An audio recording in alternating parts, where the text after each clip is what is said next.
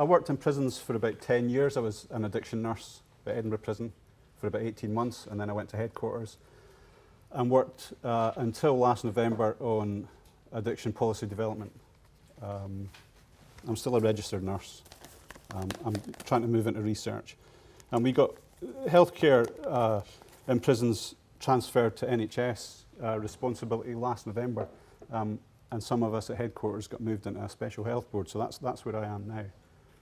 So I don't do a lot of addiction work at the moment. Although what I'm doing now for SIGN is the update of the Hep C clinical guidelines. Okay, I'll give you an overview of prisons in Scotland. There's 15 public prisons, 2 private prisons. They sit in 14 health boards. In fact, there's only 9 health boards that have prisons, and 2 of those health boards have 3 prisons each.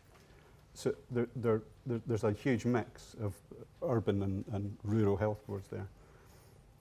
There's 8 criminal justice authorities, there's 29 local authorities, 3 island authorities. So continuity of care between prison and community is really quite complicated, and people that work with prisoners will know this already. This is the whole presentation. I'm going to talk about methadone. I'll talk about harm reduction information and awareness in prisons. I'll talk a bit about injecting equipment and naloxone. I'll talk about biscuits and the importance in terms of harm reduction, and a bit about tattooing at the end. This is mostly historical, because what happens now is the prison service health service used to be run centrally. It's now fragmented completely. So there's no continuity between prisons anymore. It's not run as a single service. It's run by boards with the prisons in their area. So this is historical, and it doesn't actually apply now. It does to some extent, but not in terms of being able to provide materials and equipment. That happens on a local level now. I'll talk about methadone first. This has been available in prisons in Scotland since the mid-90s. We've been collecting information since about 2004. That's the blue line. Methadone provision from 2004 was sitting about 13.5% of the total prison population had a methadone script. At that time, that equated to about 700 prisoners. And by 2010, that's the last published data. It was approaching 23% of the total prisoner population. And that equated to about 1,800 prisoners. And most of these prescriptions are continuation of community scripts, about 85% of them. 15% of these scripts are initiated in custody at some point during the sentence. And that's a percentage that's changed. It was mostly continuations of scripts back in 2004. As you can see from the red line, that's heroin use in prison. That's been dropping over the same period. It follows a general trend of reducing drug use in prisons and an increase in prisoners coming into custody with alcohol problems. So there's a rise in alcohol problems, a reduction generally in drug use. So there's no direct correlation. I think it's contributed, but it's not the cause of it completely. There's also a reducing trend in drug-related deaths soon after release from prison, and that's probably something to do with methadone provision. There's no stats on there because and this trend, it's a reducing trend in light of a huge increase in the community in Scotland in drug-related deaths. And it's also a downward trend before you factor in naloxone provision, which started last year. The information isn't there because my former colleagues wouldn't give me it and wouldn't allow me to use it, despite using it before. But it's, I had data from 2006 to 2009. I asked them for 2010-11 data, and they said, no, you can't have it, and you can't use the data you've already got, because we don't publish it. That was the reason they gave me. But they're a public organisation, and it's public data, and it's subject to freedom of information. Yeah. So you can, it would be quite nice on Monday if they had 200 requests for this, for this data. I don't think that will happen. Maybe they might have 5. I didn't have time to request it by freedom of information before the conference, otherwise I might have had it. In 2006, it was about 10%. So people getting out of prison 1 month, were dying within 1 month of release was about 10% of the total drug deaths in Scotland. In 2007 it had gone up slightly, but only to about 11%, and the same for 2008. 2009 it came down to 7%. That's the first time it was below 10% since they started collecting the data. I don't know what's happened in subsequent years. I don't think it's gone above 10%. I think it's a general downward trend, and I don't know why it's happening. They can't tell why it's happening. But we do an awful lot of work, and you'll see that in the coming slides, that might have contributed. In terms of methadone provision, in 2003-04, the reason we got it going up like that was because we increased the number of addiction nurses, and we had more funding for addiction nurses in prison. Prior to this, there was less than one addiction nurse per prison. There was about 12 nationally in Scotland. We got funding for teams of addiction nurses in prisons, which helped change the culture. It was a self-supporting group, so you didn't just have a meeting once every 2 months to support each other. You had support within your own teams. There was strength in numbers locally, and it changed prescribing practices. It helped change prescribing practices. Teams of staff in most prisons were allowed to, at time, to provide support for prisoners in treatment, with all the benefits that provides in retention and treatment, and that's another contribution to the increase in numbers. It's not just about dispensing.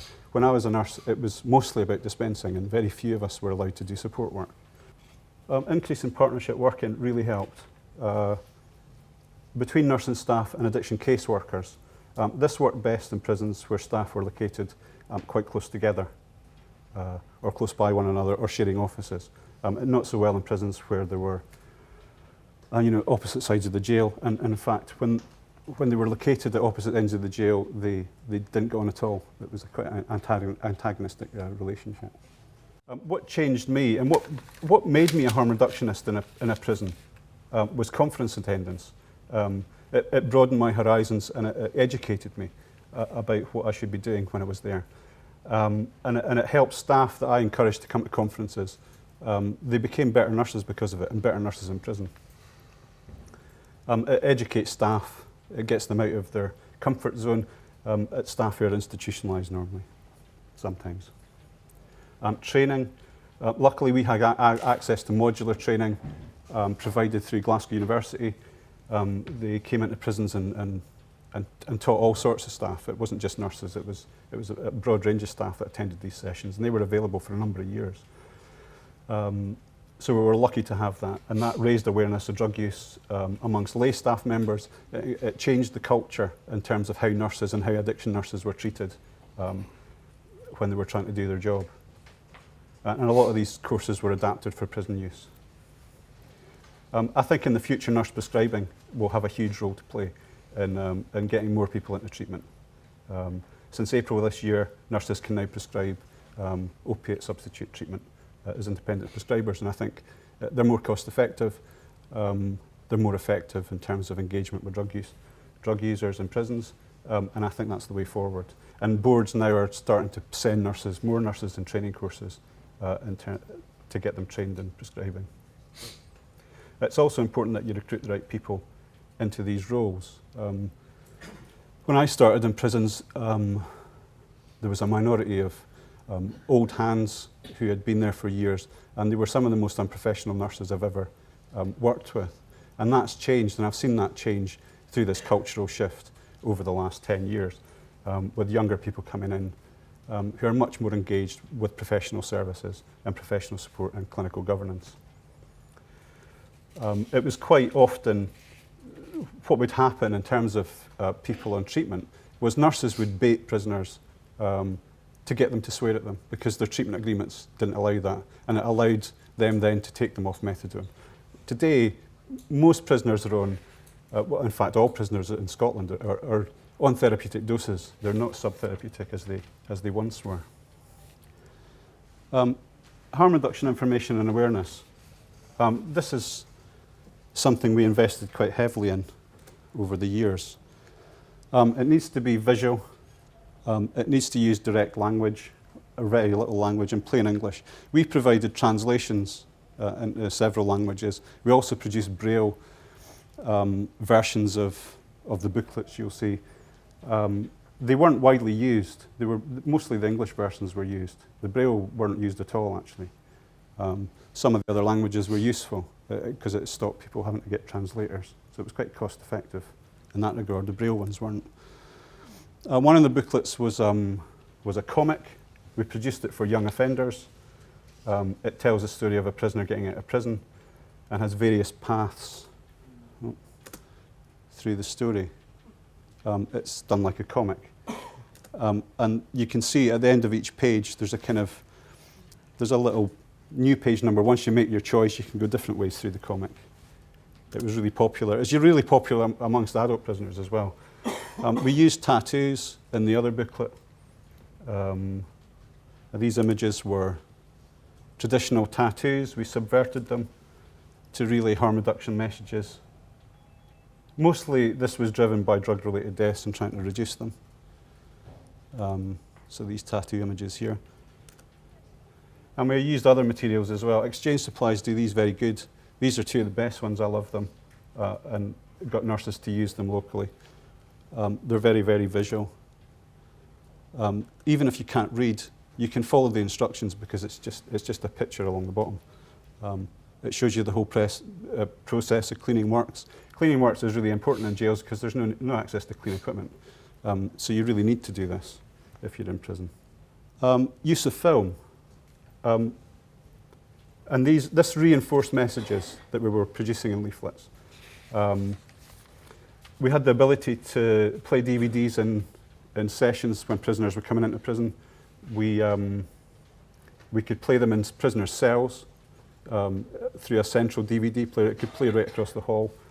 So there was lots of opportunity. Aberdeen Prison in 2007 discovered a bunch of injectors some of whom were HIV and Hep C positive, and they were sharing needles. And somebody, I think one of them had come to staff and handed in a needle, came to a nurse, and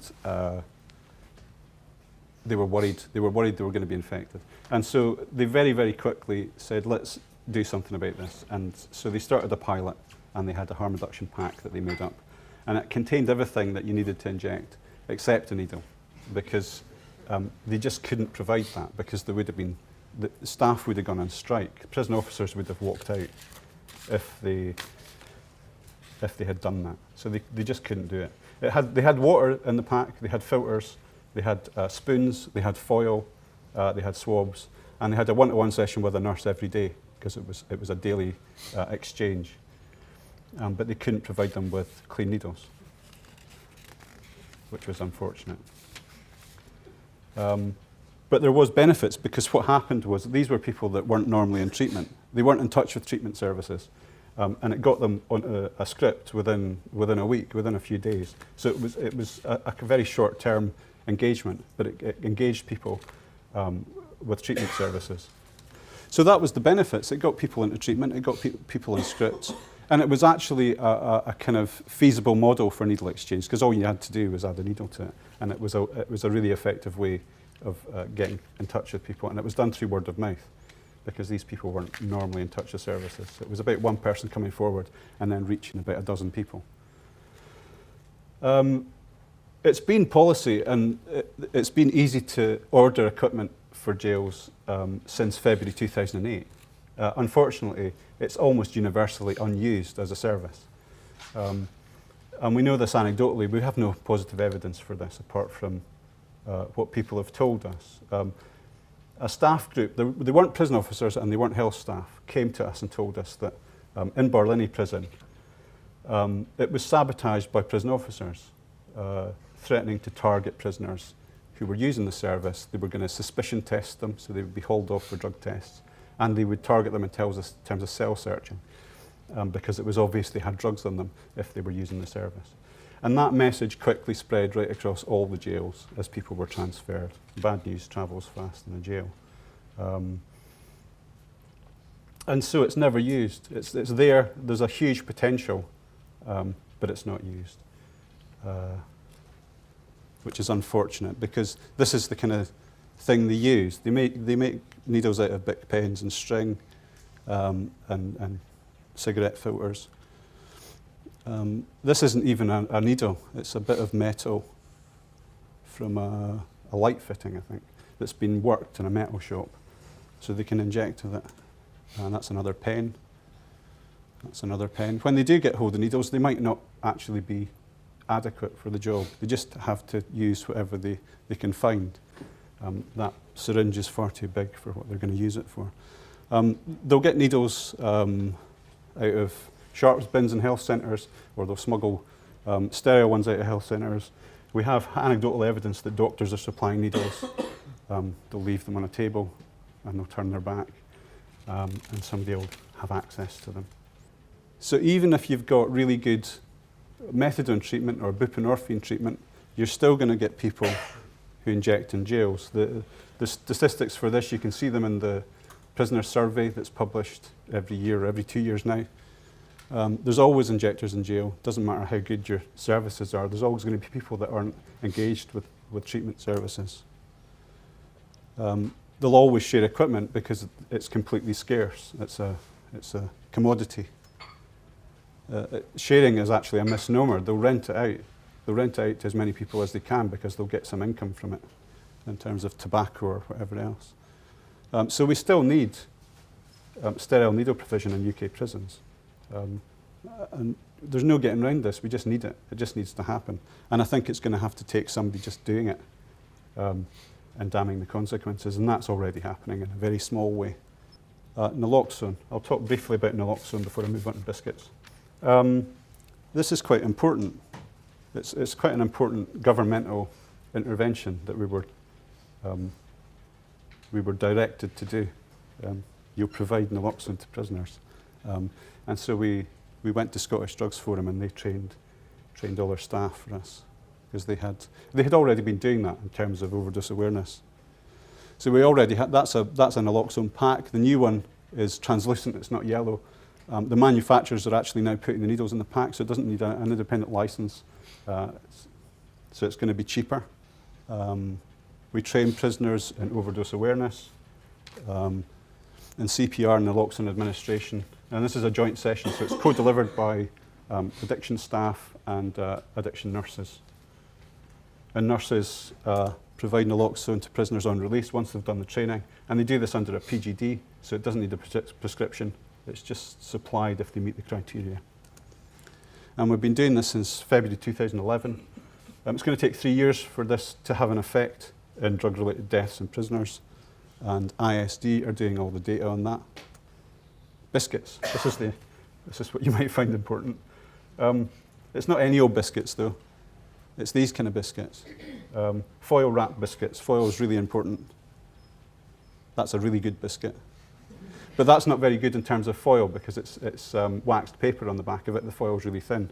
And the problem with biscuits now is that KitKat have changed to this kind of plasticized foil that you can't burn heroin on.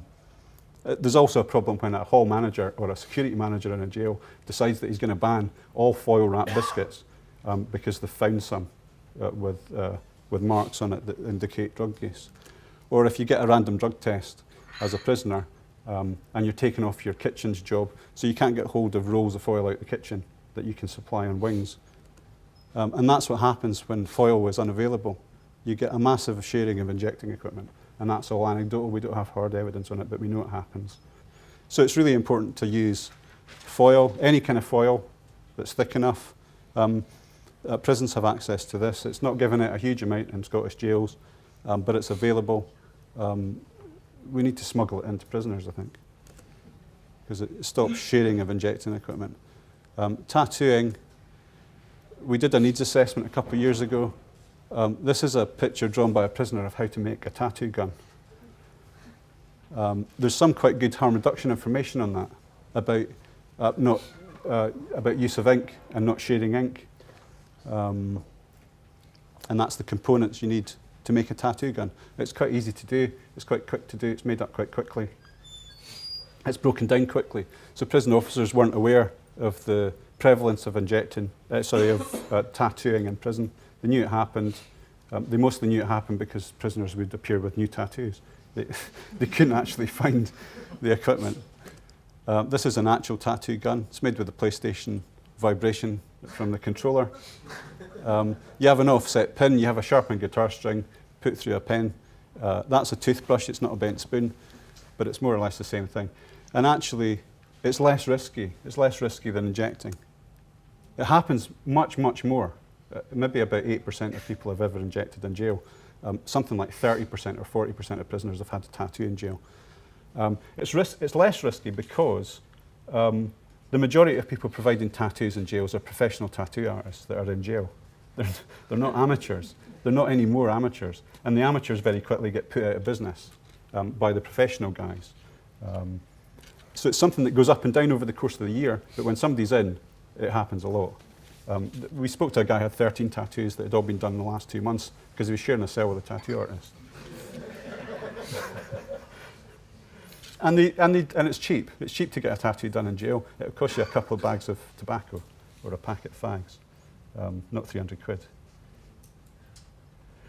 They also have a really good idea of sterile technique. They have a better idea of sterile technique than most nurses because they're professional guys. They steal equipment from industrial cleaning parties, and they'll use that to sterilise their area. They'll sterilise their stuff with it. And when they've used the gun, the bits that have been in contact with ink and blood, they'll clean them up as best they can, but they'll give them to the guy that had the tattoo in an envelope. He'll take it away and he can bring it back when he wants another tattoo. But the stuff isn't shared between people. So that's why it's much less risky. So that's you. Essentially, every intervention that you do with a prisoner, from a health perspective, is a harm reduction intervention, except maybe abstinence treatment, unless you can guarantee that there isn't going to be any relapse at the end of it. We still need needle provision. We still need safer tattooing despite the low risk of infection, but there is infection there. And better methadone and opiate substitute treatment, because we always need more of that, because it's not a saturation yet. And we need other essential needs met after release, like housing and things like that. And there's my email address if you want to get in touch.